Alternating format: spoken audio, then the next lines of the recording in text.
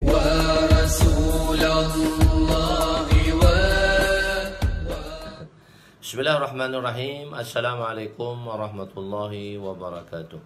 Subhanaka la ilma lana illa ma 'allamtana innaka antal alimul hakim.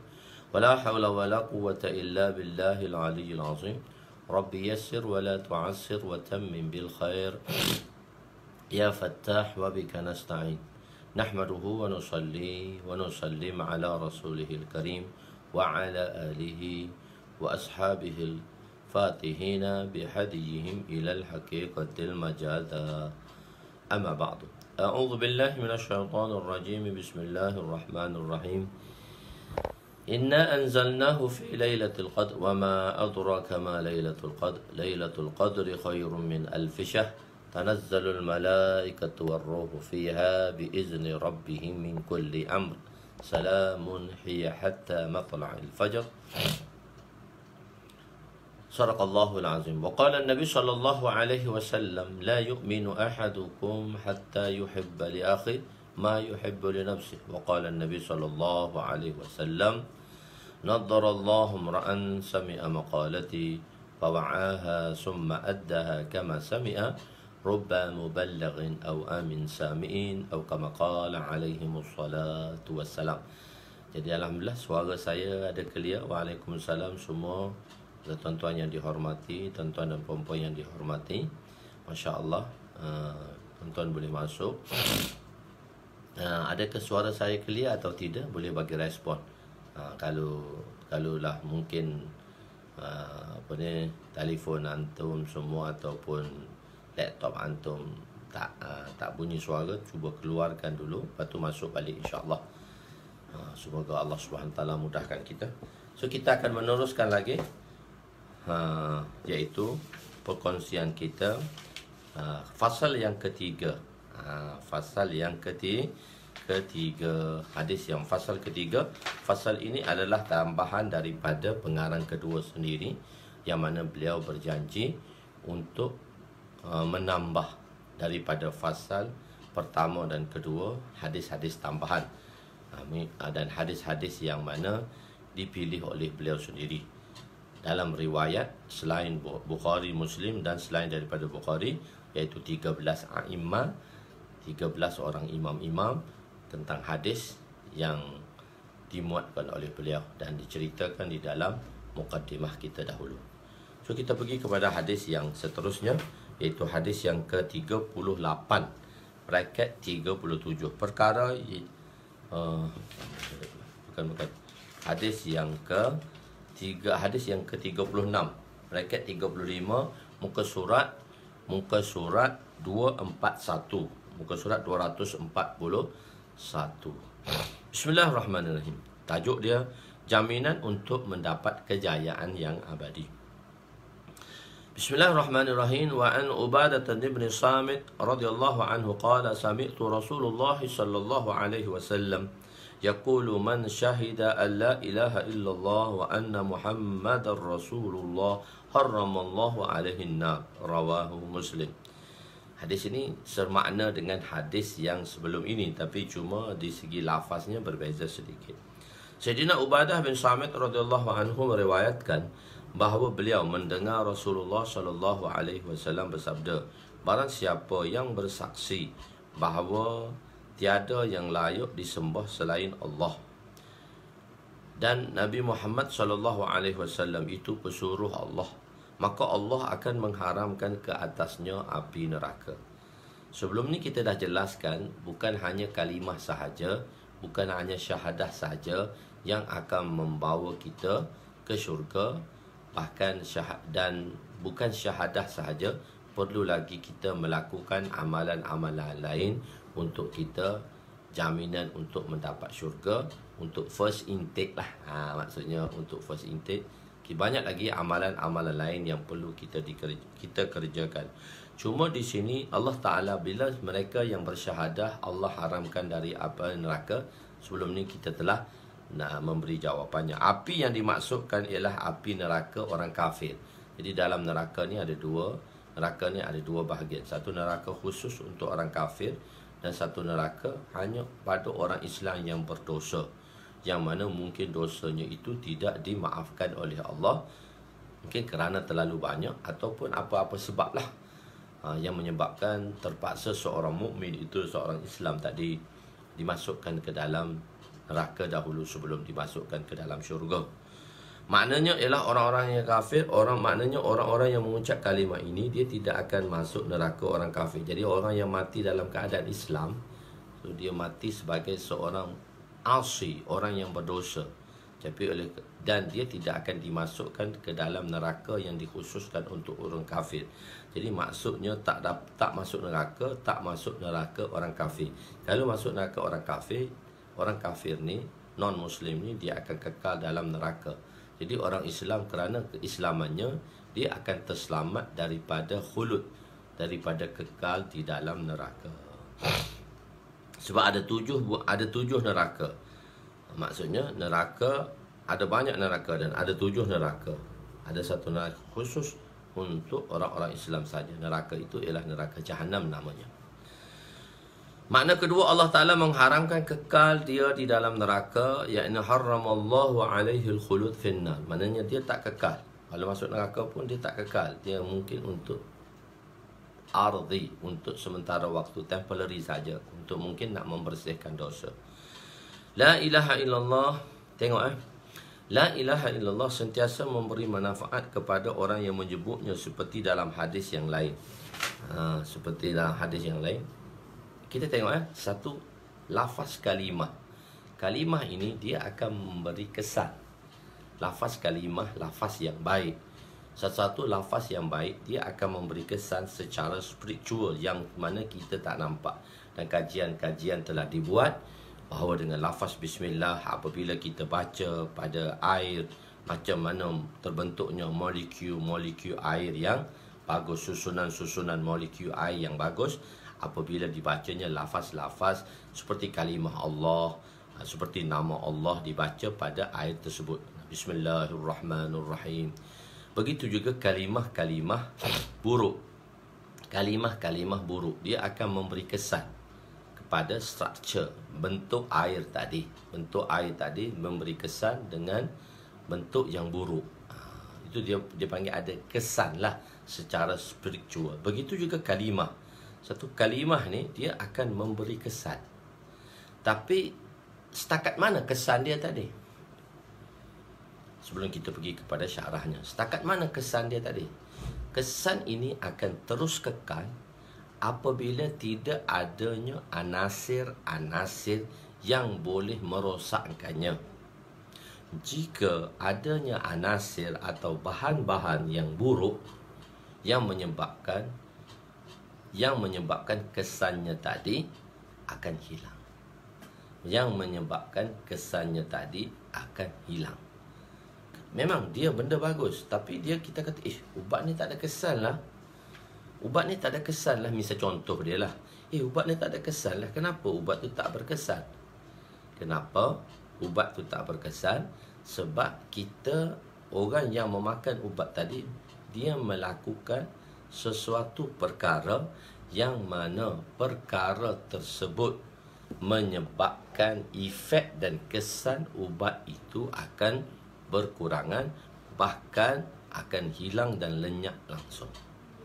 Maka ubat tu tak lagi memberi kesan. Ubat tu tak lagi memberi kesan. Misalnya contoh, kalau kita makan ubat homeopatik. So kalau kita makan ubat homeopatik, dia kata jangan cuba minum teh ya, jangan cuba minum kopi ya. Kenapa? Teh dan kopi tadi akan menghilangkan kesan ubat tersebut. So, jadi ada anasir yang boleh menghilangkan kesan bagi sesuatu perkara. Begitu juga dengan spiritual. Begitu juga khususnya dengan kalimah la ilaha illallah. Dari riwayat daripada Sayyidina Anas radhiyallahu anhu, ruwiya an Anas radhiyallahu anhu anna Rasul sallallahu alaihi wasallam la tazalu la ilaha illallah tanfa'u man qalaha taruddu anhum al-'adhab wan niqmata ma lam يستخف بحقها. قالوا يا رسول الله ما استخفاف بحقها؟ قال يظهر العمل بمعاصي ولا ينكر ولا يغير. رواه al-Isabah kadzalika fit Targhib. Sayyidina Anas radhiyallahu anhu meriwayatkan bahawa sesungguhnya Rasulullah sallallahu alaihi wasallam bersabda, kalimah la ilaha illallah sentiasa memberi manfaat. Kalimah ni dia beri kesan dan manfaat kepada siapa? Kepada mereka yang, kepada penyebutnya.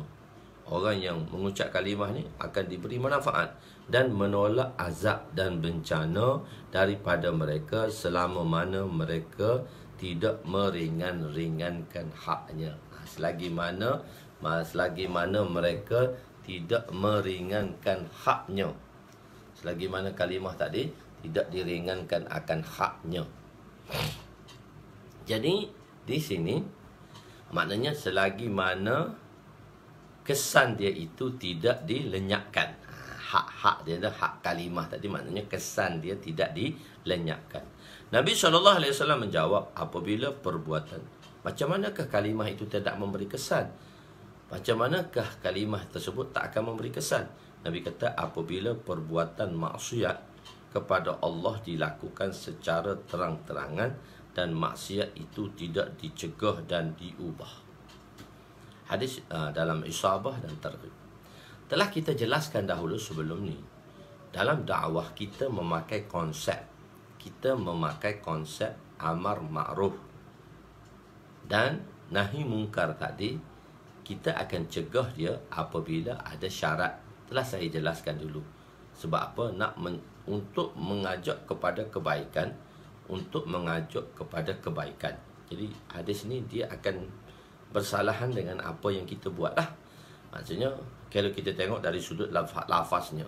Jadi orang yang berdakwah ni, konsep dakwah, dakwah tabligh, dakwah mana-mana ke, konsep dia kita mengajak orang pada baik. Khususnya dalam dakwah tabligh lah, kita ajak orang pada baik dan kita tak melarang orang kepada kejahatan. Sebab apa? Untuk menegah maksiat tadi, kita berguna konsep yang ketiga, iaitu mengubah dengan doa, iaitu berdoa kepada pelaku maksiat, mengubah dengan doa supaya mereka kembali kepada Allah dan kita berusaha menarik mereka ke jalan Allah. Okey, di situ kita boleh faham. Jadi di sini maksudnya, di sini Nabi kata kalimah yang kita dakwahkan tak akan bagi kesan. Tak akan bagi kesan.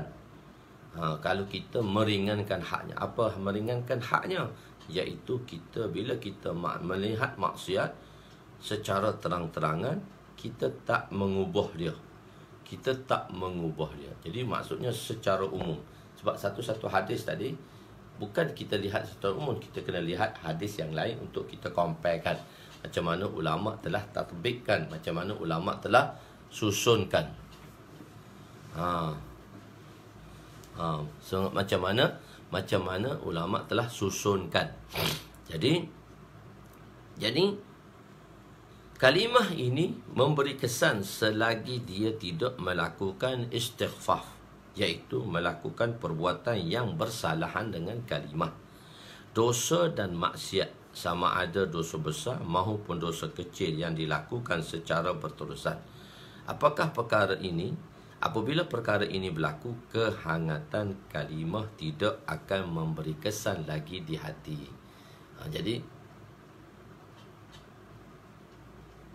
Jadi tak memberi kesan. Jadi dia tidak akan memberi kesan pada hati. Kehangatan kalimah tadi tidak memberi kesan. Jadi kalau kita tak mencegahnya, maka dakwah kita tak ada kesan ke? Macam tu. Jadi di sini apabila kita melihat masalahnya apabila kita kata apabila maksiat itu dilakukan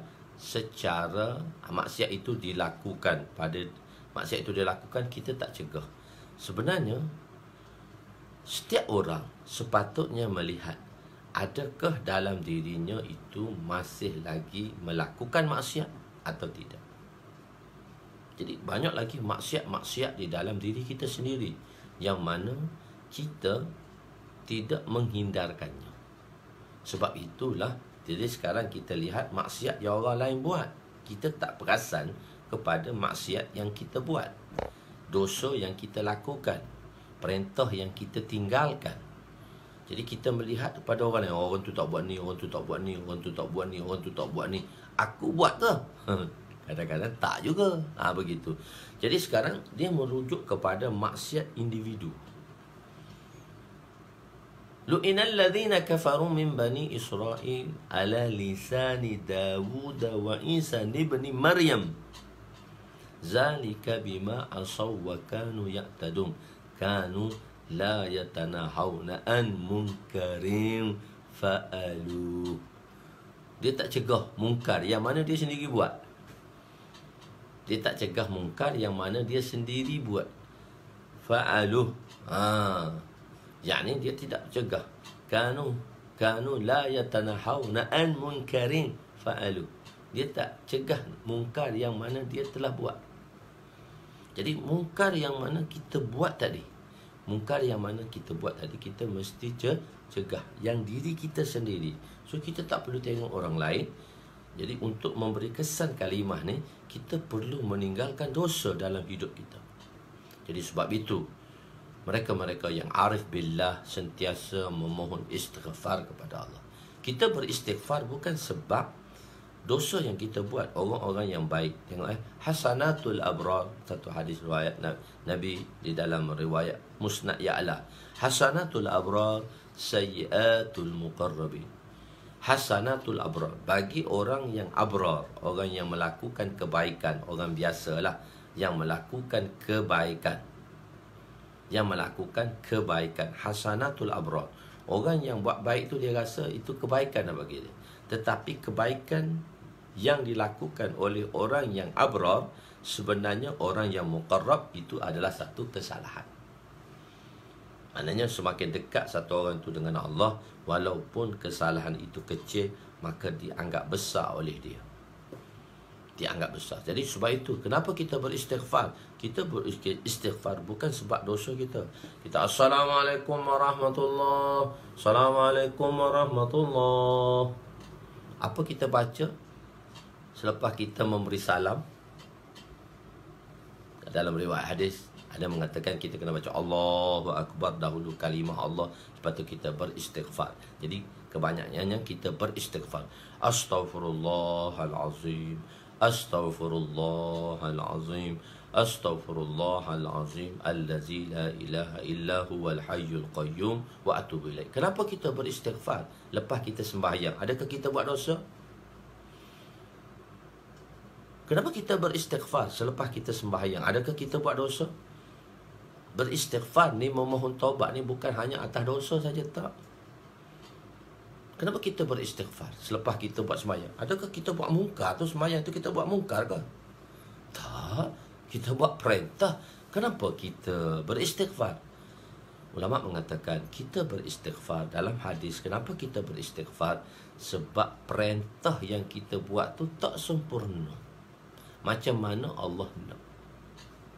Fastaqim kama umirta. Hadis ni kita dah belajar dahulu macam mana bila ayat ini turun kepada Nabi dalam suratul Hud ayat 20 takriban, turun kepada Nabi fastaqim. Allah Taala kata, Nabi kata sayyabatni, ayat ni tuakan aku.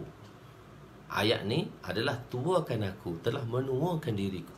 Sebab apa? Aku fikir macam mana nak buat, macam mana aku nak laksanakan perintah semacam mana Allah nak pada aku. Dan perintah itu tak mampu aku lakukan. Maka aku beristighfar. Aku rasa tension dan menyebabkan Nabi pun beristighfar, sedangkan Nabi tak ada dosa. Nabi kata aku beristighfar 70 kali sehari. Kita ni hamba Allah yang penuh dengan dosa dan noda. Sebab tu kita beristighfar. Kenapa kita beristighfar dan memohon ampun? Kerana perbuatan yang kita buat pada Allah itu, perbuatan itu tidak sempurna sebagaimana yang dikehendaki olehnya. Jadi istighfar ni bukan hanya pada dosa. Jadi kita memohon kemaafan, apatah lagi dosa-dosa yang kita lakukan, sama ada kita sengaja tak sengaja, kita tahu tak tahu, dosa mata, dosa telinga, dosa mulut, dosa fikir, dosa kaki, dosa tangan. Allah, kita keluar rumah tu dosa je. So kita tak boleh keluar lah. Alhamdulillah, PKPB jarang sikit kita keluar. Maksudnya begitu sekali. Begitu sekali selepas kita melakukan dosa. Jadi jadi dia tak bagi efek. Tengok penggemar air teh. Penggemar air teh kita panggil syai. Dalam bahasa Arab dia panggil syai, dalam bahasa Urdu dia panggil chai.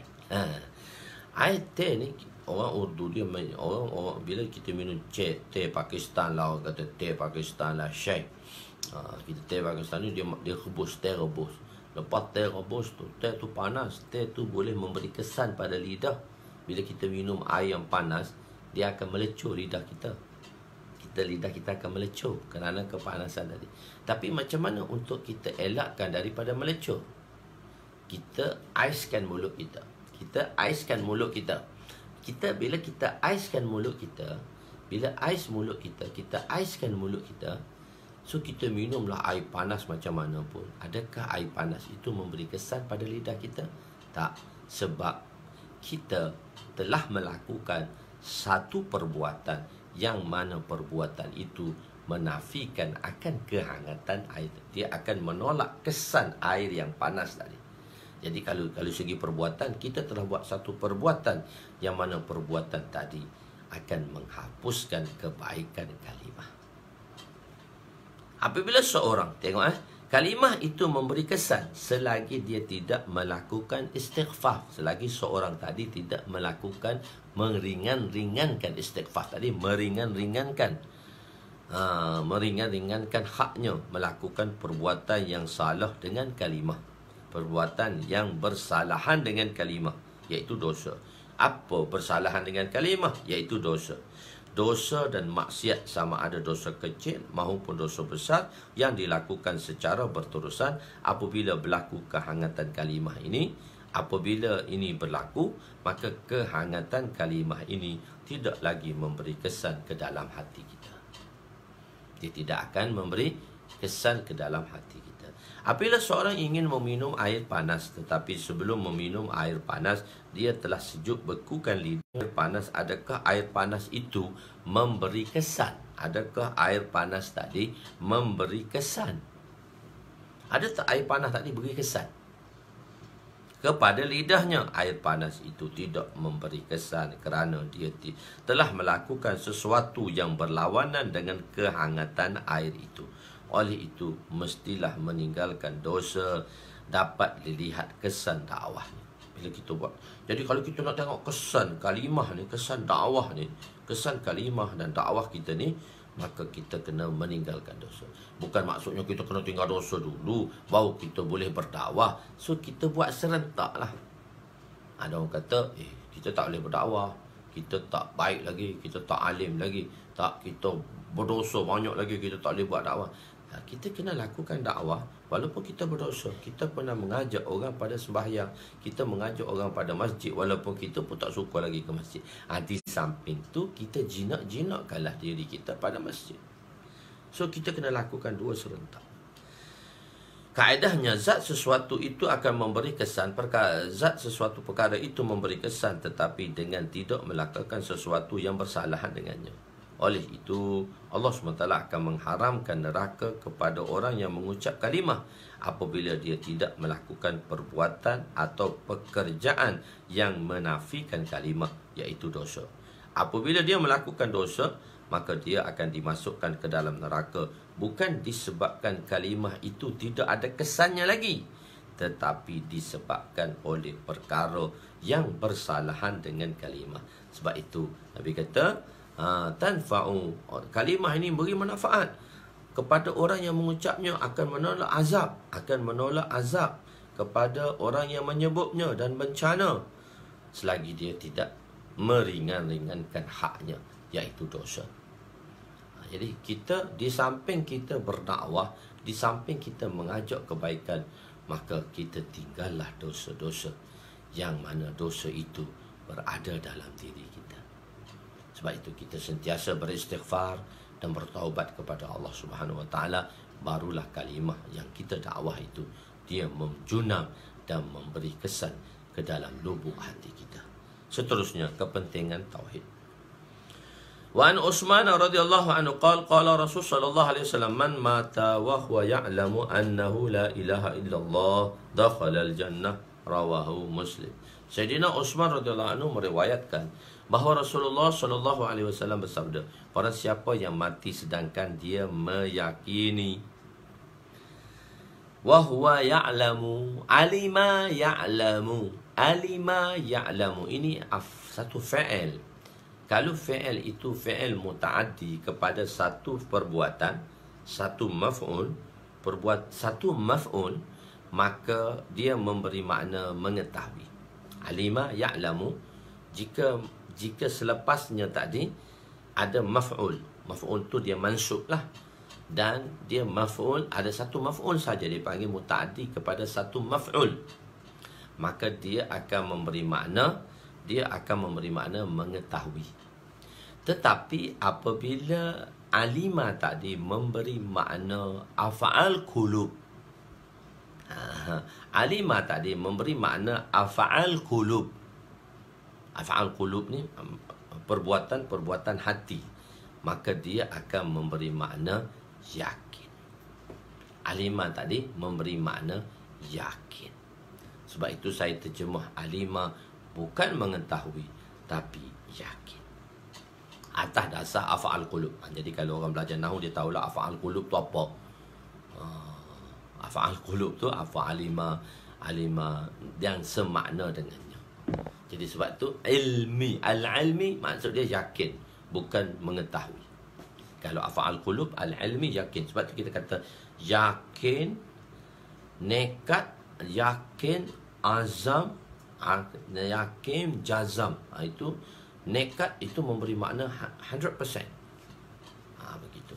Jadi sebab itu saya terjemah, sedangkan dia meyakini, bukan mengetahui, meyakini bahawasanya tiada yang layak. Bukan setakat dia tahu je, dia yakin dengan Allah. Tiada yang layak disembah selain Allah. Dia akan masuk syurga. Maknanya dia yakin, bukan setakat dia tahu. Yakin dan tahu lain kan. Saya dah beritahu dah apa itu yakin dan apa itu tahu. Begitu. Sayyidina Utsman bin Affan bin Al-As bin Umayyah bin Abdul Syam bin Abdul Manaf, iaitu Abu Amr, gelaran dia Al-Quraisy. Beliau adalah khalifah yang ketiga selepas Sayyidina Umar. Beliau juga telah berkahwin dengan dua anak perempuan Rasulullah. Pada mulanya beliau menikahi Sayyidatuna Ruqayyah, dan selepas Sayyidatuna Ruqayyah radhiyallahu anha meninggal wafat, Nabi telah kahwinkan beliau dengan anaknya Sayyidatuna Ummul Kulsum. Beliau meriwayatkan hadis ini daripada Abu Bakar Siddiq, Abdullah bin Abu Quhafah, Umar bin Khattab, dan antara riwayat-riwayat yang lain sahabat-sahabat dan tabi'i ialah Ahnaf bin Qais, Anas bin Malik, Hasan Basri dan sebagainya. Beliau berbai'ah menjadi khalifah pada bulan Muharram pada 24 Hijrah, selepas 3 hari Sayyidina Umar dikebumikan. Berbai'ah selepas 3 hari Sayyidina Umar dikebumikan. Sayyidina Utsman terbunuh pada tahun 35 Hijrah. Dia banyak melakukan kaedah-kaedah yang telah dilakukan oleh Khalifah Rashidin. Sayyidina Abu Bakar radhiyallahu anhu, Rasulullah sallallahu alaihi wasallam dalam memilih khalifah, baginda sallallahu alaihi wasallam tidak menentukan siapakah khalifahnya, khalifah selepasnya. Sayyidina Rasulullah sallallahu alaihi wasallam, Nabi sallallahu alaihi wasallam tidak tentukan siapakah khalifah selepasnya, tetapi daripada isyarat, daripada dalalah, daripada hadis-hadis, daripada isyarat, daripada dalalah, daripada hadis-hadis, maka kita dapat tahulah bahawa secara dalalah, dia tak secara ibarah, lepas ni Abu Bakar jadi khalifah, tapi kita dapat tahu daripada isyarat, atau kita dapat tahu daripada dalalah, petunjuk, atau kita dapat tahu daripada iqtiza bahawa Sayyidina Abu Bakar lah yang layak untuk menjadi khalifah. Kenapa? Di tempat sejadah Nabi jadi imam kan, sejadah imam. Semasa Nabi dalam keadaan kering sakit, siapakah yang menjadi imam di tempat Nabi? Sayyidina Abu Bakar. Jadi semasa hayat Nabi, orang yang boleh berada di atas sejadah Nabi Sayyidina Abu Bakar, siapa lagi yang lebih layak daripada dia? Tapi dia tidak secara sarahatan lah, tidak secara jelas diberitahu Rasulullah, Abu Bakar menjadi khalifah lepas aku. Sayyidatuna Aisyah radhiyallahu anha orang yang begitu cerdik. Nabi kata, kanati Aisyah tu rajulatur ra'yi. Telah saya jelaskan dahulu, Aisyah tu akalnya seperti lelaki. Maknanya lelaki ni kematangan dia hebatlah. Ada ar-rijal qawwamu 'ala nisa. Lelaki tadi lebih kuat pada wanita, cuma atas segi tabi'i dan jasmaniyah sahaja. Dari segi tabi'i dan jasmaniyah, tidak dari segi syarafiyah insaniyah. Itu kena tengok balik kenapa syarafiyah insaniyah yang telah saya jelaskan dahulu. Jadi Aisyah ni orang cerdik. Jadi apabila Rasulullah SAW dalam keadaan gering sakit, maka Aisyah telah berkata, Jangan biarkan bapaku untuk menjadi imam. Kenapa dia cakap macam tu? Dia kata, kenapa dia cakap macam tu? Aisyah cakap, jangan suruh jadi bapa aku jadi imam. Dia tu orang yang lemah lembut orangnya. Orangnya lemah lembut, dia tak boleh jadi imam. Kenapa pula tak boleh jadi imam? Sebab Aisyah tahu, selepas Rasulullah wafat nanti, ayah dia lah yang bakal mengambil tugas tu. Kenapa ayah dia diletakkan di atas sejadah yang Nabi masih hidup? Kerana orang itulah orang yang mana akan memegang jawatan khalifah. Maknanya selepas Rasulullah SAW wafat, jawatan khalifah. Ini orang salah faham di sini. Konsep ni salah faham. Mungkin penerangan salah. Dia kata selepas Rasulullah wafat, oleh kerana memikir jawatan khalifah, sibuk memikir jawatan khalifah, ramai umat yang murtad. Ada orang ambil istinbat macam tu. Biasanya dalam berdakwah lah kita ambil. Sebab nak pentingkan dakwah tadi, Rasulullah fikir kat pemerintahan menyebabkan umat murtad. Dalam masa seminggu umat murtad. Sebenarnya khalifah ini dilantik, Nabi menjadi khalifah, Abu Bakar menjadi khalifah sebelum Rasulullah didafankan lagi.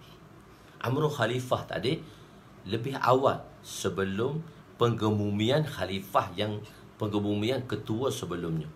Jadi amru khalifah ni dilantik sebelum Rasulullah sallallahu alaihi wasallam dimadfunkan.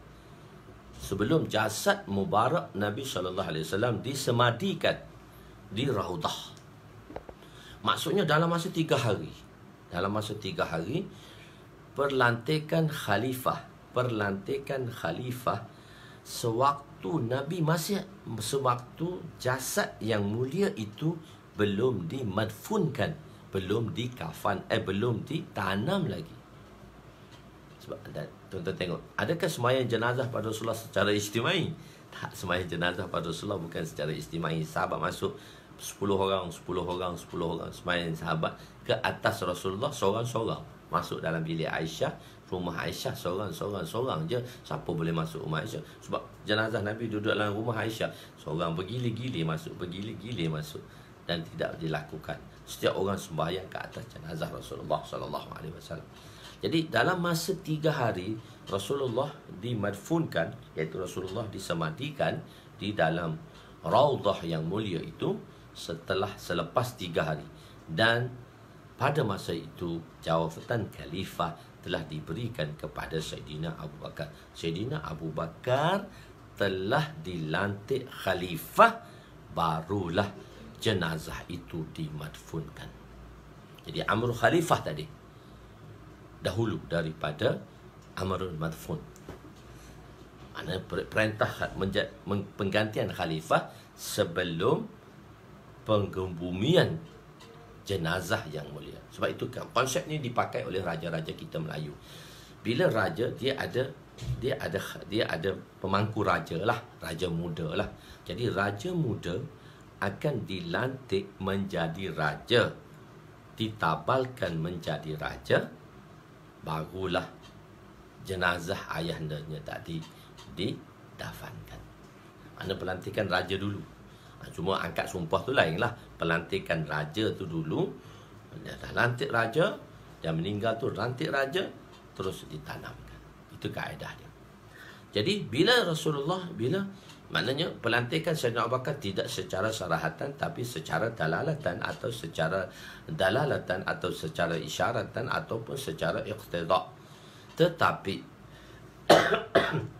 Sayyidina Abu Bakar tidak melakukan sebagaimana Rasulullah lakukan.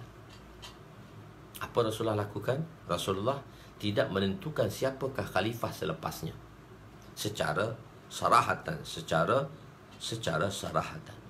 Tapi Sayyidina Abu Bakar, dia tidak melakukan sebagaimana Rasulullah lakukan. Berarti Abu Bakar tak ikut sunnah Rasulullah kan?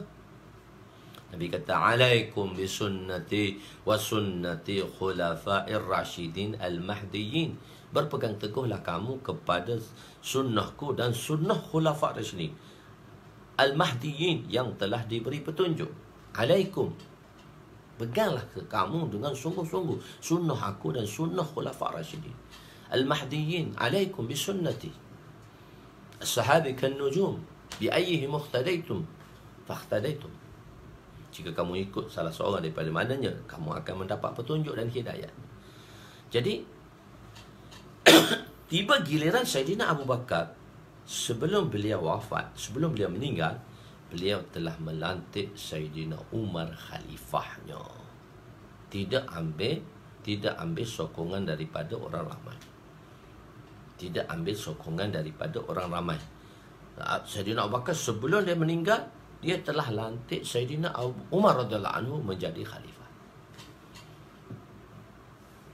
Okey, dua beza. Rasulullah tak menetapkan siapa khalifah selepasnya, tapi Sayyidina Abu Bakar telah menetapkan orang yang tertentu, iaitu Sayyidina Umar khalifah selepasnya.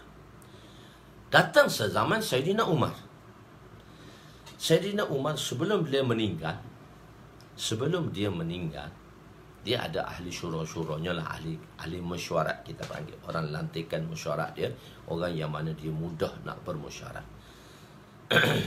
Sayyidina Abu Bakar ni orang yang dekat dengan Nabi, orang yang bermesyuarat. Nanti kita belajar sembahyang nanti, macam mana Nabi suruh tutup semua pintu-pintu rumah yang memasuki masjid Nabi, kecuali pintu rumah Sayyidina Ali dan jendela Sayyidina Abu Bakar. Rumah Nabi, masjid di sebelah je. Dulu bila masjid Nabi, maknanya orang berpintukan, setiap rumah yang mendempel di masjid Nabi itu, dia berpintukan kepada masjid Nabi. Dia berpintukan pada masjid Nabi. So Nabi kata tutup semua pintu, tak bolehlah masuk melalui, nak keluar rumah kamu melalui pintu masjid. Masjid tidak boleh dijadikan jalan untuk keluar. So orang lain buka pintu, semua pintu jalan lain dah. Daripada rumah dia buka pintu jalan lain, tak masuk masjid dah. Nabi kata kecuali pintu Ali. Sebab pintu Ali itu Sayyidina Fatimah ada di situ, anak Nabi SAW. Kita tengok garis, kita tengok imajinasikan rumah Nabi, kawasan, dan di sebelah tu rumah Sayyidina Ali. Ali dia kata pintu Ali tak ditutup, sebab senang dia nak masuk rumah Sayyidina Fatimah radhiyallahu anha. Sebab Nabi sebelum pergi Safar, dia akan jumpa Sayyidina Fatimah. Lepas balik Safar daripada masjid, terus pergi jumpa Sayyidina Fatimah, anak yang disayanginya itu.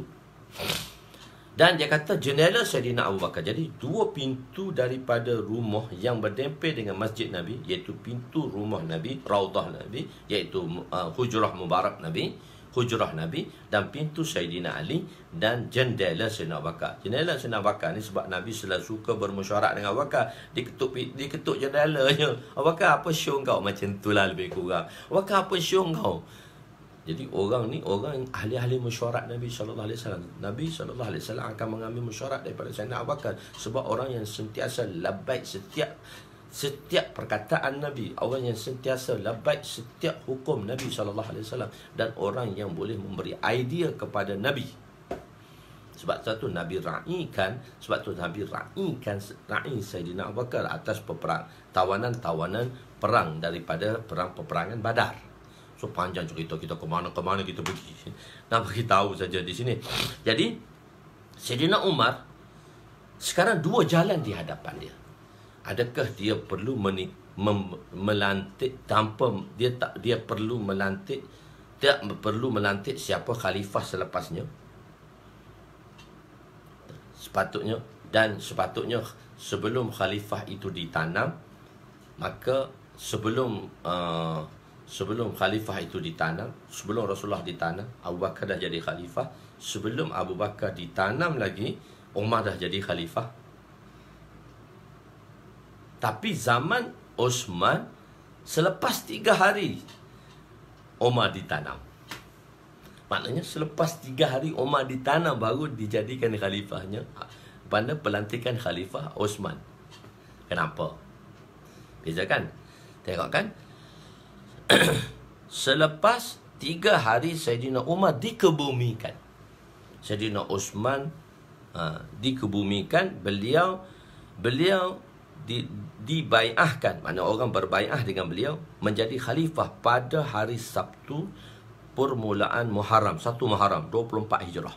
Selepas 3 hari Saidina Abu Bakar dikebumikan. Selepas Saidina Abu Bakar, Saidina Abu Bakar jadi khalifah sebelum Rasulullah dikebumikan. Saidina Umar menjadi khalifah, pelantikan amalan khalifah tu Abu Bakar terus bai'ah, baru Rasulullah dikebumikan. Masa zaman Abu Bakar dah lantik dulu lagi. Saidina Umar sebelum dia meninggal, Umar dah jadi khalifah, barulah Abu Bakar dikebumikan. Tapi zaman Saidina Osman nak jadi khalifah, Umar dikebumikan 3 hari. Kenapa berlaku perkara itu? Sebab Saidina Umar radhiyallahu anhu, dia ada 2 jalan depan dia. Saidina Umar radhiyallahu anhu ada 2 jalan di hadapan dia. Tengok 2 jalan di hadapan dia. Satu jalan yang telah diberitahu oleh Nabi, satu jalan yang telah dilaksanakan oleh Saidina Abu Bakar. Jalan yang dijalankan oleh Nabi untuk amri khalifah ni, pelantikan khalifah ini ialah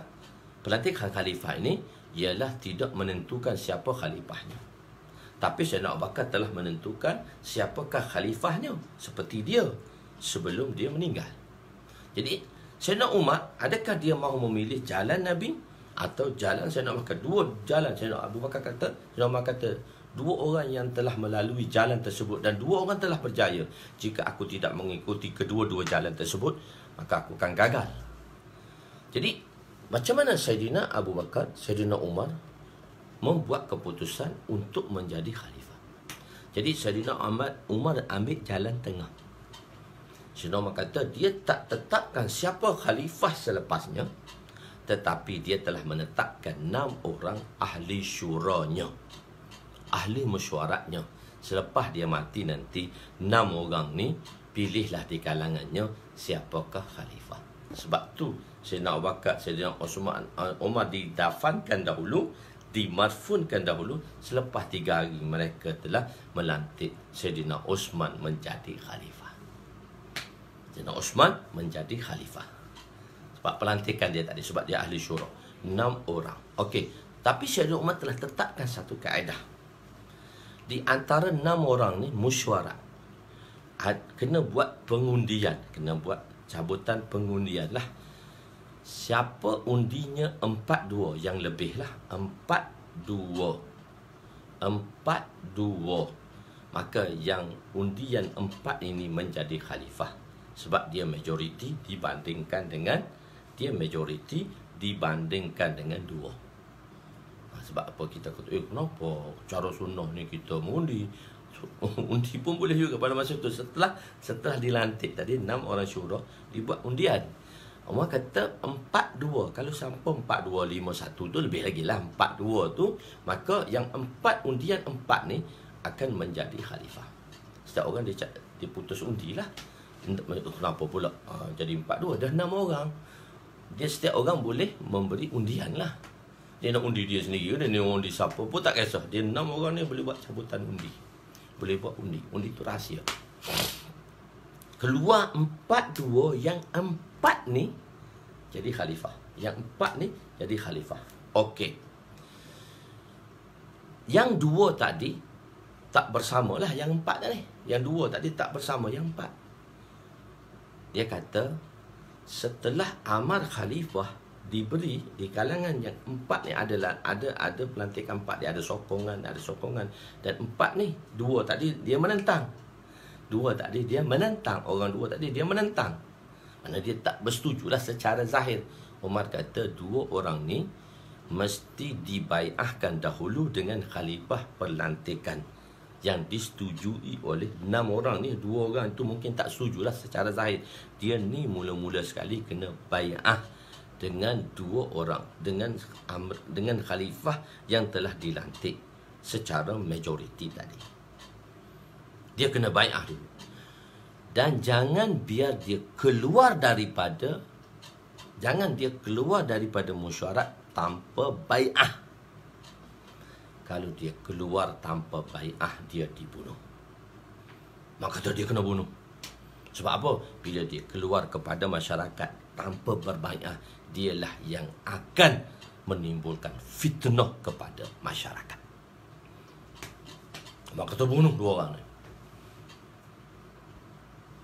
Kena bunuh 2 orang ni. Sebab apa? Dia tak berbai'ah. Sebab secara zahir dia tak bersetujulah. Dalam hati tak tahu, mesti ada kecenderungan pada siapa. Tapi secara zahir, sebab kita mukallaf pada zahir. Kita tak tahu wama tukhfis sudur. Hanya Allah saja yang tahu dalam hati manusia. Tapi bermuamalah, kalau kita nak buat muamalah, bila kita nak bermuamalah, maka kita bermuamalah secara amalan zahir. Jadi amalan zahir tadi, dia tu 2 tu tak sama dengan yang 4. Yang 2 ni kena paksa dulu berbai'ah kepada khalifah yang dilantik oleh 4 orang tadi. Kalau 2 ni keluar daripada majlis tanpa berbai'ah, 2 ni mesti dihapuskan. Tapi sahabat tak begitulah. Tapi Umar dah beritahu. Okey, macam mana terjadi 3-3? Bila undian 3-3. Macam mana nak dibuat 3-3? Umar kata, yang 3-3, manakah ada sokongan daripada Abdul Rahman bin Auf? Sebab Abdul Rahman bin Auf ni di kalangan 6 orang. Kalaulah 3, sebelah ni 3, sebelah ni 3. Dan sebelah 3 tadi, yang sebelah tadi 3, dan sebelah ni 3. Yang 3 tu ada nama Sayyidina Abdul Rahman bin Auf. Maka khalifah diberi kepada yang 3 yang ada nama kepada Sayyidina Abdul Rahman bin Auf. Bila ada Abdul Rahman bin Auf, makna 6 syura ni, tengok apa makna daripada ni? Apa maksud daripada perkataan Sayyidina Umar? Walaupun 6 syura ni 5 orang boleh buat faislah, seorang tak boleh buat faislah. Sebab apa? Kalau orang dakwah dia tahu faislah tu siapa faislah di kalangan syura. Sebab kita pelantikan, kita dalam dakwah kita ada sistem syura dan khalifah, amir dan syura dia.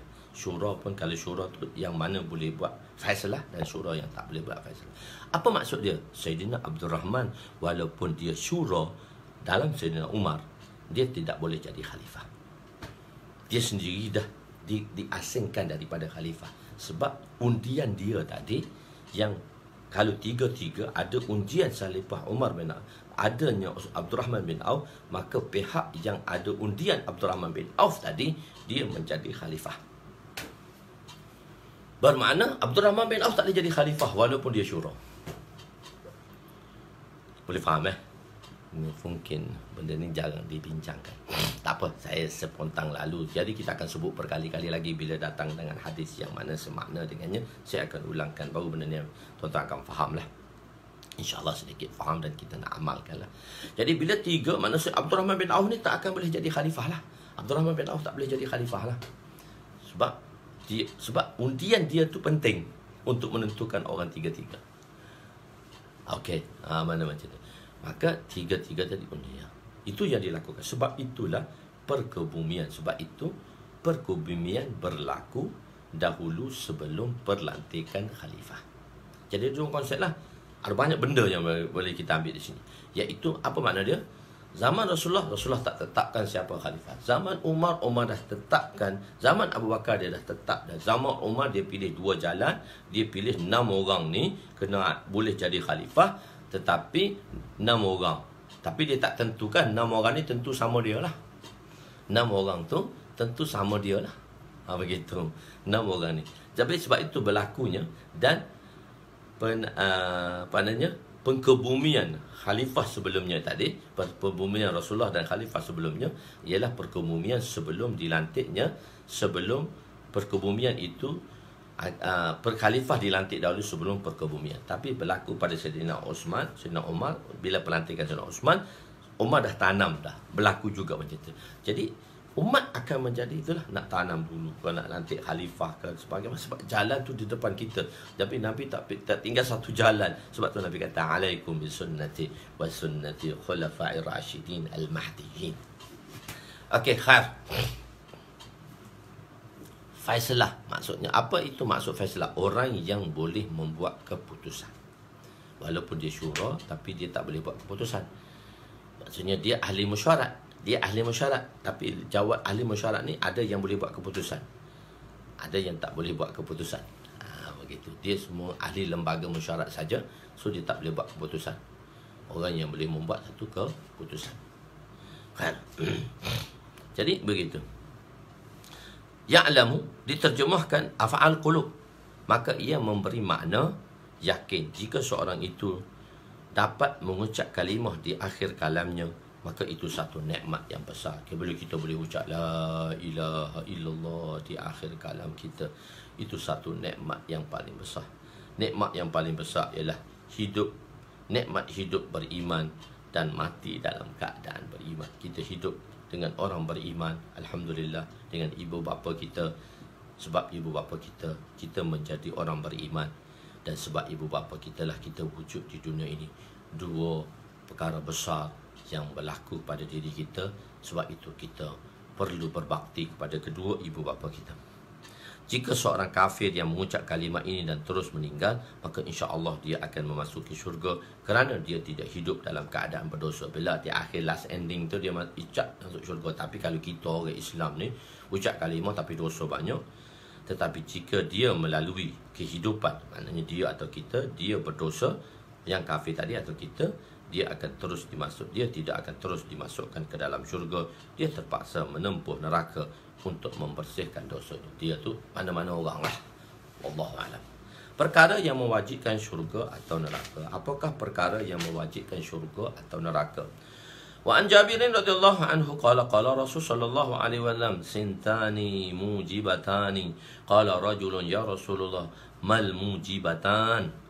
قال من مات يشرك بالله شيئا دخل النار ومن مات لا يشرك بالله شيئا دخل الجنة. Rawahu Muslim. Sayyidina Jabir radhiyallahu anhu meriwayatkan bahawa Rasulullah sallallahu alaihi wasallam bersabda, dua perkara yang mewajibkan. Seorang lelaki telah bertanya, yakni lelaki tadi sahabatlah, apakah dua perkara yang mewajibkan itu? Baginda bersabda, barang siapa mati dalam keadaan mensyirikkan Allah dengan sesuatu, makna mati dalam kufur, maka dia akan dimasukkan ke dalam neraka. Dan barang siapa mati dalam keadaan tidak mensyirikkan Allah dengan sesuatu, dia akan masuk syurga, iaitu mati dalam iman. Dua perkara yang mewajib ini tidak bersandar kepada zat taat. Itulah kita beritahu dah, mesti Allah Ta'ala tengah taat ni syurga.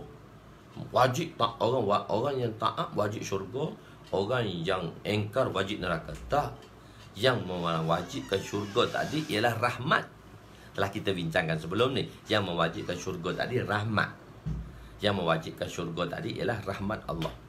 Jadi sebab itu, tak sandaran perkara yang mewajib ini tidak disandarkan, tidak bersandar kepada zat taat atau engkar. Ijab penerimaan tadi, ijab yang mewajibkan itu bukan sandaran zat taat atau ketaatan atau keingkaran. Zat tu perkara yang taat taat atau ingkar. Tetapi mujab, dia bergantung kepada mujab, perkara yang diwajibkan. Bukan mewajibkan. Satu mewajibkan. Taat tu mewajibkan. Taat itu mewajibkan. Tidak. Dia mujab. Taat itu ialah mujab, perkara yang diwajibkan ke atasnya. Apa itu mujab? Wa'datullah. Mujab yang perkara yang diwajibkan. perkara yang diwajibkan itulah. Apa perkara yang diwajibkan tadi yang menyebabkan orang boleh masuk syurga? Wa'datullah, janji Allah. Sebab tu kita dah bahas dah belum ni. Allah telah berjanji dengan zatnya bahawa orang taat itu syurga, orang engkar itu neraka. Bukan orang taat tu syurga dengan sebab taat tu dia syurga. Sebab mujab tadi, bukan sebab ijab tadi. Bukan perkara yang mewajibkan. Taat itu bukan perkara yang mewajibkan. Neraka, ingkar itu bukan perkara yang mewajibkan. Tapi mujab, janji itu yang diwajibkan. Perkara yang diwajibkan. Perkara yang diwajibkan itu adalah janji tadi. Dan Allah kata, inna wa'dallahil haq. Sesungguhnya janji Allah itu hak. Ini kita kan nak bezakan daripada fahaman kita dengan fahaman Mu'tazilah. Mu'tazilah kata wajib syurga bagi orang taat, wajib neraka bagi orang yang engkar. Sebab tu dia kata orang yang mati dalam dosa besar dia kekal dalam neraka. Kita kata tak, dia tak kekal dalam neraka. Sebab orang yang engkar tu wajib neraka dan kekal. Kita kata mungkin masuk neraka tapi tak kekal. Ahli sunnah wal jamaah kata. So di sini kita nak beza. Kita ada sandaran. Sandaran kita bukan ijab, sandaran kita ialah mujab. Yang diwajibkan, bukan yang mewajibkan. Beza kan? Amal yang mewajibkan syurga, dosa yang mewajibkan neraka. Mujab, janjilah yang mewajibkan syurga, janjilah yang mewajibkan, yang diwajibkan. Janji perkara yang diwajibkan. Janji itulah perkara yang diwajibkan. Janji Allah pada orang taat syurga, janji Allah pada orang neraka, orang yang engkar neraka. So kita ada indirect, kita ada indirect. Kita bukan direct through. Cuma tapi kita kata dari segi percakapan, buat baik tu syurga, buat jahat tu neraka, itu adalah sandaran yang bukan hakiki, tapi sandaran yang majazi. Kita sandarkan atas dasar majazi dari sudut percakapan, dan itu tak salah. Tapi di segi i'tiqadnya ialah kita ada sandaran. Kita bukan direct tapi indirect. Ini kita dia sebenarnya kita nak ulama nak bezakan kita fahaman ahli sunnah wal jamaah dengan fahaman Mu'tazilah dan Khawarij. Itu boleh faham. Jadi mujab itu wa'datullah. Allah kata inna wa'dallahil haq. Sesungguhnya janji Allah tu pasti. Allah telah berjanji dengan dirinya. Innallaha la yukhliful mi'ad. Allah Ta'ala tadi dia tidak memungkiri janji. Kita mungkir janji, tapi Allah tak mungkir janji. Jadi janji Allah itulah wa'datullah, itulah janji Allah tu wa'datullah lah. Wa'datullah itulah mujab. Bukannya zat itaat atau zat engkar itu ijab. Okey. So saya rasa saya pendekkan dengan 3 baris ayat saja. Tapi penerangan dia agak panjang sikit. Sebab tu orang kata payuh nak faham tu kalau baca sendiri. Memanglah dalam Kitabul Iman ni dia banyak sedikit. Sebab tu saya ambil masa dengan tuan-tuan. Saya ambil masa terperinci dengan Kitabul Iman ni. Dengan Kitabul Iman dan bab-bab yang bersangkut paut dengan iman. Terperinci saya nak bagi tahu pada tuan-tuan. Supaya agar kita dibiasakan dengan perkara-perkara. Dulu kan kita suka mudah-mudah aja. So kadang-kadang ni takkanlah tuan dah 40 jam dengan saya nak mudah-mudah lagi. So kita bagi agak level, second level dah lah. Saya nak menaikkan tuan-tuan pada second level. Kita ada 5 level lagi dah. So tuan-tuan sekarang duduk level kedua. Alah itu saya. Ada 5 level kan? Lama tanya pula, Ustaz ada 5 level kan? Tak ada, itu pada garis panduan saya saja. So mana saya nak upgradekan tuan-tuan. Nak upgradekan tuan-tuan. Sebab tu saya buat kursus intensif ni. Orang 2 tahun tuan-tuan sebulan saja saya bagi. Intensif. Jadi sebab apa? Orang nak kena upgrade kan, dia kena pergi kursus. So dia pergi kursus, lepas tu dia balik. Lepas kursus tu dia naik pangkat. Sebab dia dah upgrade dah. Pemikiran dia dah upgrade dah. Begitu. Saya berkat PKP ni lah. Masya Allah, berkat KP-KP ni tuan-tuan di-upgradekan atas pemikiran tadi. Khair.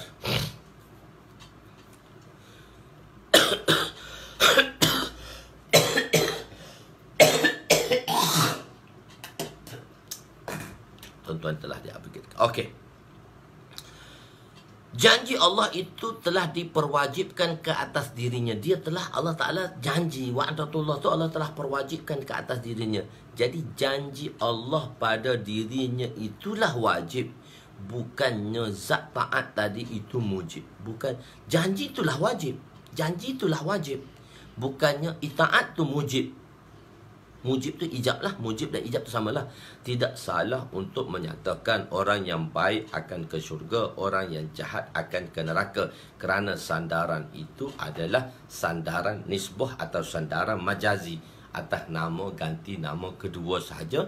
Tidak hakiki. Kita tak beraktikad macam tu. Cuma kita buat sandaran secara luaran, tak salah. Majazi ni atas nama kedua, bukan nama pertama.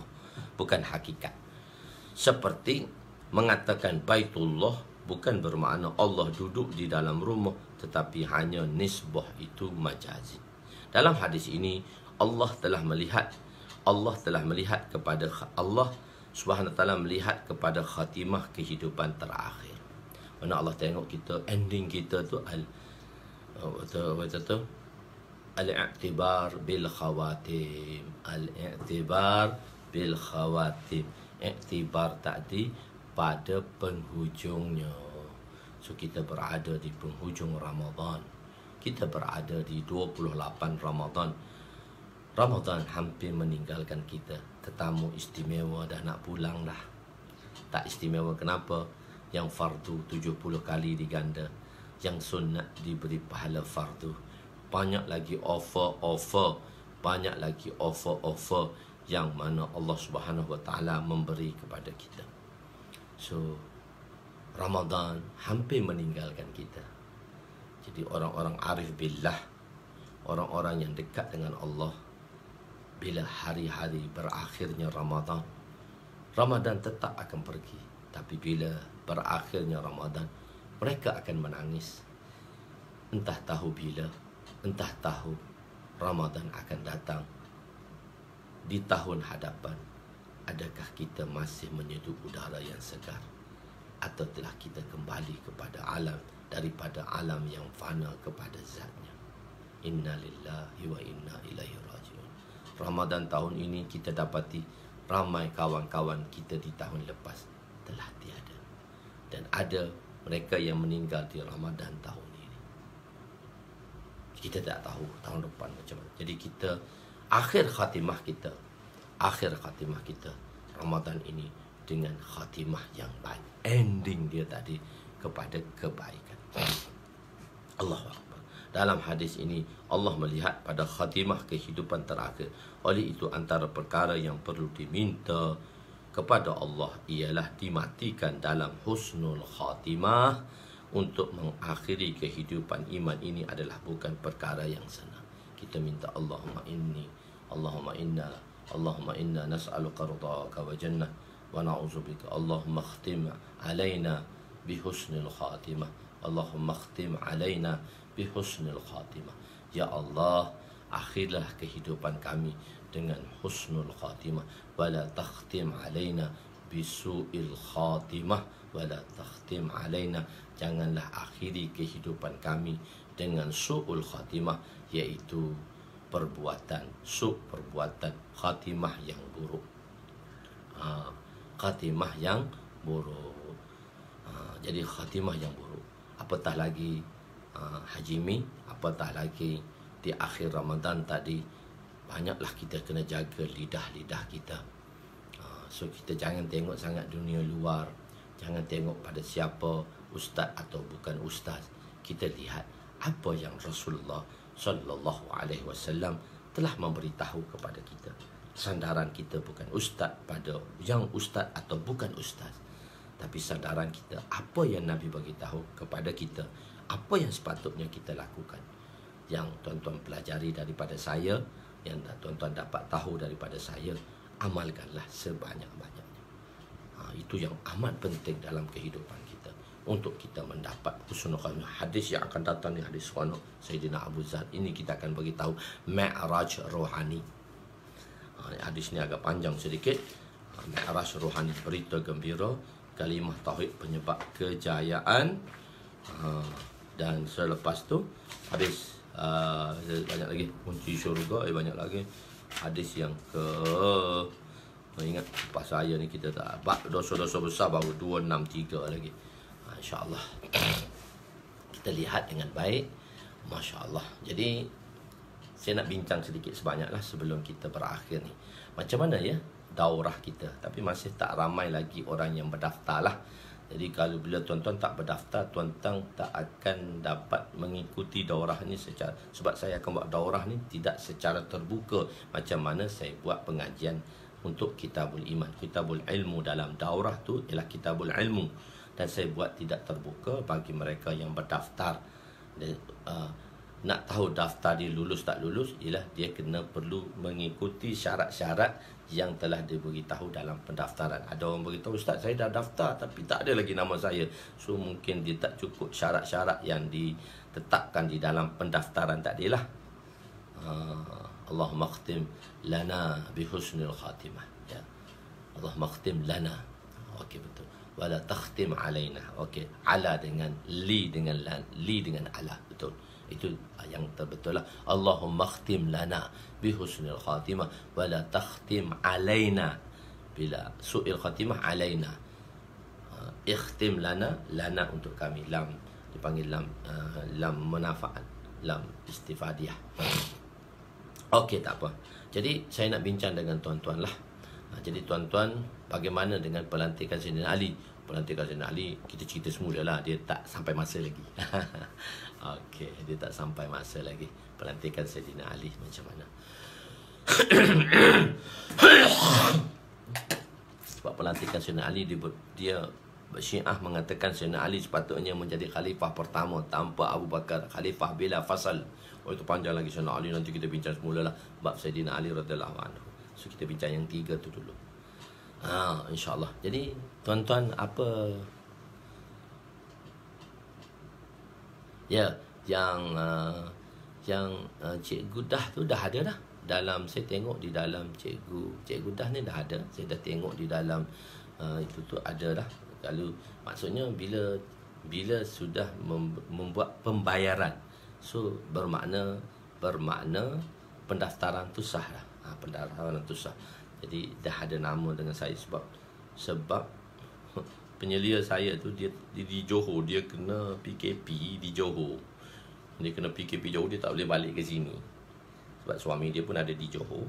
So di sana dia di sana, dia tak balik di sini. So kami bukan berhubung dekat di sini. Sebab saya minta tolong dia tadi semua sekali tu sebab dia tahu bahagian internet ni. Tapi kalau Cikgu Dah tu dah ada. Saya dah tengok nama dia dah ada dah. Tapi sepatutnya nanti saya beritahu untuk hantarkan pada mereka-mereka yang sudah ada. Suhaimi, Haji Suhaimi dah ada. Dia orang nombor 3 lagi. Nobli orang nombor 1. Haji Suhaimi ni orang nombor 3. Nanti saya akan bacalah siapa-siapa yang ada. Nanti saya tak bawa senarai dia pula. Nanti saya akan photostat yang latest ni. Malam ni saya akan photostat yang latest. Esok pagi ke-29 saya akan baca senarai yang ada di dalam pendaftaran kita. Macam mana nak semak? Nanti saya tanyalah. Sepatutnya dia ada dah cara tu. Budak saya buat tu dia jauh. Saya nak communicate dia jauh. Saya dalam bab ni buta sikit. Dalam bab agama saya boleh ceramah. Dalam bab komputer ni saya buta sikit. Saya jahil sikit. Begitu. Tak apa. Nanti macam mana cara orang yang daftar dia nak semak tu saya akan beritahu kepada penyelia saya hari ni macam mana. So saya akan beritahulah. InsyaAllah saya akan beritahu di page saya. Nanti saya akan tanya dia sebab kadang-kadang dia nak balas tu pun lambat sedikit. Dia pun baru kahwin. Jadi dia baru pergi tu sebab dia baru kahwin. Masa proses pemindahan dan sebagainya, dia tak duduk. Suami dia di Johor, dia di KL. Tapi kebetulan dah PKP, dia ke Johor dan duduk situ lah, tak balik-balik lagi dah. Tak ada nak mari ke sini lagi. Tak apalah, khairlah tu. Tapi insyaAllah saya akan bagi tahu Cuma saya nak tahu tuan-tuan, bila tuan-tuan syorkan? Seminggu lepas raya ke, 2 minggu lepas raya ke? Saya tak dapat pengesyoran daripada tuan-tuan. Tuan-tuan pun sibuk. So beginilah, saya bagi masa esok lah. Masa ni kita dah ambil masa dah. Saya bagi masa esok lah. Saya ambil masa esok lah. Saya ambil masa esok. Esok 29 kan? Bila? Tapi dia sebenarnya seminggu selepas hari raya lah saya akan buat. Tapi pendaftaran saya akan tutup bila? 2-3 hari sebelum tarikh yang kita tetapkan. Bila kita dah tetapkan, seminggu lepas raya tu cantik lah, Ahad pagi tu. Ahad pagi, tak apalah, kita akan bincang lah hari Ahad atau hari Sabtu tu apa bagaimana lah. InsyaAllah kita akan bincang. Esok lah saya akan bagi tahu, InsyaAllah. Seminggu lepas raya hujung minggu. Kita kan raya hari Ahad. So kita buat hujung minggu tu cantik lah tu. Sabtu Ahad tu cantik lah tu. Begini, hari raya kedua Ahad Kelantan kerja. Ahad Kelantan kerja pula. Tapi kan masih PKP lagi. 7, 9 hari bulan 6. 9 hari bulan 6 masih PKP lagi. Cikgu-cikgu tak kerja lagi. Selain hari Jumaat, insya-Allah saya okey. Okey lah juga, tapi cikgu-cikgu masih PKP lagi. Ginilah, kita buat malam lah. Kita buat malam. Nak apa dia tu? Nak selamat. Jadi bila buat pagi, kita buat malam. Sabtu malam, Ahad malam. Sabtu malam, Ahad malam. Cantik juga kita buat malam. Boleh jadi malam. Tak kira lah kita buat 3 kali ke. Sabtu malam, Ahad malam, Isnin malam. Tak apa juga. Malam tu lepas raya tu okey dah. Hari Ahad juga mungkin ada orang kerja. Sebab tu saya show waktu malam lah. Waktu malam. Bagi mereka yang berdaftar tu, kita buat malam. Kalau buat malam, kau kerja juga. Ada kerja juga overtime malam. Zaman PKP dia tak ada orang kerja malam lah. Lepas isyak tu cantik kita buat. Seminggu lepas raya tu cantik dah. Tapi kita buat malam. Saya show kita buat malam. Ada juga orang yang daftar mungkin dia tak dapat duduk. Sebab benda ni kita hanya apa dia ni, kita hanya orang yang berdaftar saja boleh. Dan tuan-tuan kena save lah. Bila tuan-tuan berdaftar, tuan-tuan akan tengok. Saya akan, orang yang ada daftar tadi, nama-nama kita akan buat live tu tidak secara umum lah, khusus pada mereka yang berdaftar. Mungkin kita buat dengan FB juga, tapi pada orang yang berdaftar. Jadi untuk tuan-tuan ada Syabrimi tadi yang dia tanya tu, pakcik saya tu, kita buat dan boleh save sendirilah. Untuk tuan-tuan boleh save dan tuan-tuan tak tengok. Itu pembahasan dalam Kitabul Ilmu lah. Malam lah. Kalau kita buat pagi tapi hari Sabtu tu boleh pagi lah. Boleh Sabtu pagi. Tapi hari Sabtu mungkin kita buat pagi. Hari Ahad mungkin kita tak buat pagi. Mungkin hari Ahad tak buat pagi. Hari Ahad buat malam. Tapi hari Sabtu tu kita boleh pagi dan malam. Hari Sabtu kita boleh pagi dan malam. Sebab hari Sabtu tu dua-dua boleh. Orang Kelantan boleh, orang Kelantan boleh, orang Pantai Timur boleh, orang Pantai Barat boleh. Hari Sabtu mungkinlah yang insya-Allah kita akan buat macam tu. Sabtu saya ikut je, tak apa, tak kisah. Macam mana? Ataupun tuan-tuan sesuai untuk buat malam. Sesuai juga buat rekod video pengajaran. Maknanya tuan-tuan boleh buat sendirilah. Untuk tuan-tuan save pada tuan-tuan tadi, yang tuan-tuan yang menyertai daurah saya. Itulah, insya-Allah. InsyaAllah. Boleh insya-Allah. Tuan-tuan tengoklah macam mana, insya-Allah. Yang baik itu kita ada 2 hari lagi, iaitu 29 dan 30. So kita cuti 1 hari raya. Hari raya pertama. So hari raya kedua kita dah mulakan kelas ni. Saya ingat saya nak mulakan terus lagi lah, masih lagi dengan PKP ni. Dalam PKP ni saya masih mula sampai 19 hari bulan 6 ni. Kita buat ada kelas-kelas lah lagi. Lepas PKP ni, dekat-dekat PKP ni, masa lepas 9 hari bulan 6 tu dia akan iklan. Bila dia akan iklan,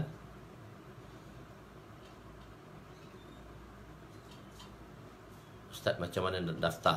Itu macam mana daftar, tanya kawan-kawan, dia akan bagi tahulah macam mana daftar. So sebenarnya di page saya, dalam macam mana, bagi orang yang bertanya macam mana nak daftar, di page saya dah letak dia yang mesti di atas sekali. Bila buka page saya, mesti dia ada pendaftaran untuk daurah Midrajul Fawatih. Sebelum saya punya video, atas sekali saya top sekali. Pendaftaran tadi top. Jadi buka di situ dan tulis nama di situ. Dan mesti membuat pembayaran untuk pengesahan di dalam. Kalau dia daftar saja tanpa pembayaran, so dia tidak ada dalam nama. Dia kena pembayaran tadi. Mesti ada pembayaran sedikit. Kitab dia nak, kitab tidak tertakluk lah. Kalau dia ada ke tak ada, jalanlah. Kalau dia tak ada, dia orderlah kitab. Gitu. Dia orderlah kitab. InsyaAllah moga Allah SWT bagi taufik pada saya. Kita ada 2 hari lagi insyaAllah. Kita cuti 1 hari. Raya kedua kita teruskan. Raya kedua, raya ketiga, raya keempat. Jatuh hari Sabtu tu, mungkin nantilah esok kita buat keputusan. Wallahu a'lam. Aku qouli hadza, astaghfirullahal azim li wa li walidayya wa li jami'il muslimina wal muslimat wa lil mu'minina wal mu'minat al ahya'i minhum amwat bi rahmatika ya arhamar rahimin. Ya, hari Isnin kita teruskan lagi kitab pengajian iman. Kitabul Iman pada hari raya kedua kita teruskan lagi insya-Allah. Sampai kepada PKP dan apa-apa yang akan dielankan nantilah melalui perbincangan dengan tuan-tuan melalui alam maya ni. Bismillahirrahmanirrahim. Ya awalal awwalin wa ya akhiral akhirin wa ya zal quwwatil matin wa ya rahimal masakin wa ya arhamar rahimin. Allahumma innaka afuwun karim tuhibbu afa fa'fu al-ghina. Allahumma rabbana hab lana min azwajina wa dhurriyyatina qurrata a'yunin waj'alna lil muttaqina imama. Allahumma inna nas'aluka ridhaka wa jannah wa na'udzubika min sakhatika wan nar. Wa sallallahu ala sayyidina Muhammadin wa ala alihi wa sahbihi ajma'in. Walhamdulillahi rabbil alamin. Taqabbalallahu minna wa minkum ya karim. Taqabbalallahu